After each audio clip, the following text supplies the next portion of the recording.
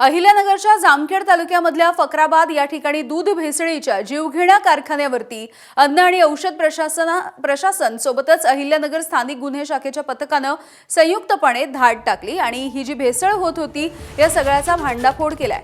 या कारवाईमध्ये तब्बल 200 लिटर क्षमतेचे 6 ड्रम असा एकूण 1200 लिटर फॅट वाढवणारं घातक लिक्विड आणि रासायनिक पावडर जप्त करण्यात आली आहे।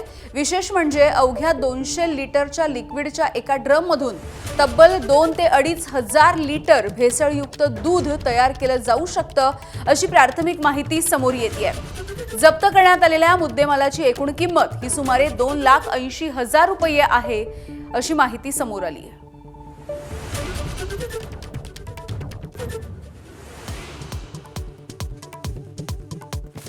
एटीएसची राज्यभरामध्ये 21 ठिकाणी छापेमारी। अहिल्यानगरमधील कारवाईच्या दरम्यान तलवारी आणि आक्षेपार्ह कागदपत्र सापडली।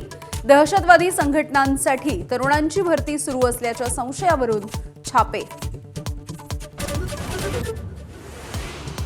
हर्षवर्धन सपकाळ यांच्या तोंडाला काळं फासणाऱ्यांना 2 लाख रुपयांचं बक्षीस देऊ। भाजपचे आमदार नारायण कुसे यांची घोषणा। जालन्यामध्ये भाजपचं काँग्रेस कार्यालयासमोर आंदोलन। बुलढाण्यातल्या जळगाव जामोदमध्ये महापुरुषांच्या पुतळ्याची माथेफिरूकडून विटंबना। घटनेच्या निषेधार्थ शहरामध्ये कडकडीत बंद। आरोपीला ताब्यात देण्याची संतप्त नागरिकांची मागणी।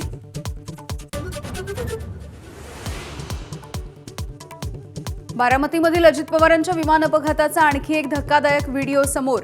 अपघातानंतर विमानामध्ये मोठा स्फोट झाल्याचं कॅमेरामध्ये कैद।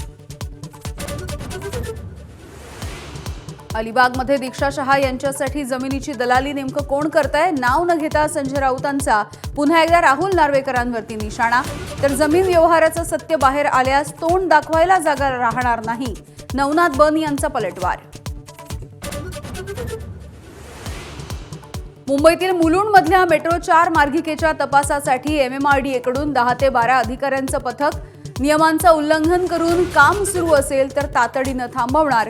लवकरच कामाचा अहवाल वरिष्ठांना देणार। T20 विश्वचषकामध्ये आज भारत पाकिस्तान हाय व्होल्टेज लढत। कोलंबोच्या प्रेमदासा स्टेडियमवरती भिडणार दोन्ही संघ। आजही भारतीय संघ हस्तांदोलनावरती बहिष्कार टाकणार का याची उत्सुकता।